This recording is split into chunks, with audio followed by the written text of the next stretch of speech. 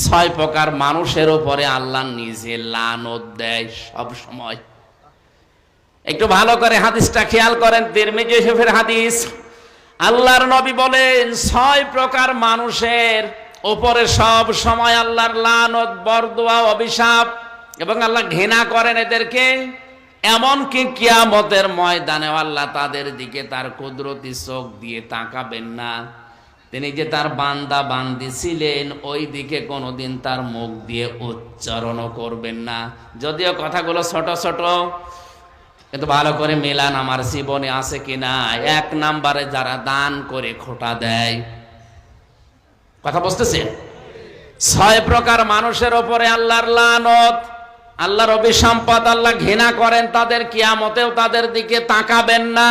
প্রথম নাম্বারে যারা দান করে খোটা দেয়। আপনি দান না করেন অসুবিধা নেই, কিন্তু দান করার পরে যদি কেউ খোটা দেয় আল্লাহর কাছে এটা ঘৃণিত মানুষ হয়ে যায়।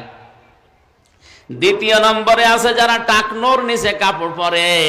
এখানে কত মানুষ এরকম বসে আছে, নামাজও পড়ে অথচ এই কাজে লিপ্ত।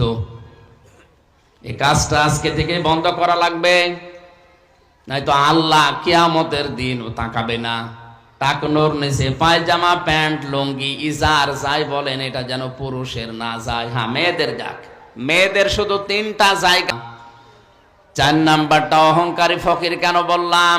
এখন যদি বলেন ফকির মানুষ অহংকারী করে, তাদের বলেন আমরা তো কেউ ফকির না। আল্লাহর দৃষ্টিতে এখানে যারা আছি আমরা সবাই ফকির। আল্লাহুল গানিয়্যু ওয়া আনতুমুল ফুকারা। আল্লাহ পাক বলেন তোমরা সবাই ফকির, ধনী শুধুমাত্র আমি আল্লাহ। সুতরাং আমরা ফকিরের জাত, ফকিরের সন্তান। আমাদের অহংকার থাকলে আল্লাহ পাক ঘৃণা করবেন, তাকাবেন না। 5 নাম্বারটা মিথ্যাবাদী প্রেসিডেন্ট, শাসক।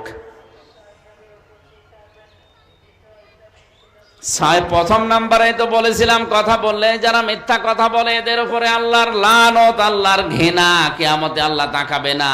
6 নাম্বারের পয়েন্ট আবার রিপিট করে দিয়েছে, আলাদা কিছু মানুষের নাম যারা শাসক, যারা শাসক গোষ্ঠীতে আছে, যারা প্রেসিডেন্ট, রাষ্ট্রপতি, বড় বড় জায়গায় যারা আছে, এরা যদি মিথ্যা কথা বলে নিজের সাথে, জাতির সাথে, কিয়ামতে আল্লাহ এদের দিকে তাকাবেই না। সরে বলেন নাউজুবিল্লাহ। কথা বললে দেখা যায় সংবাদ সম্মেলনে 100টা কথা বলে 98টা মিথ্যা কথা। বলেন বলেন।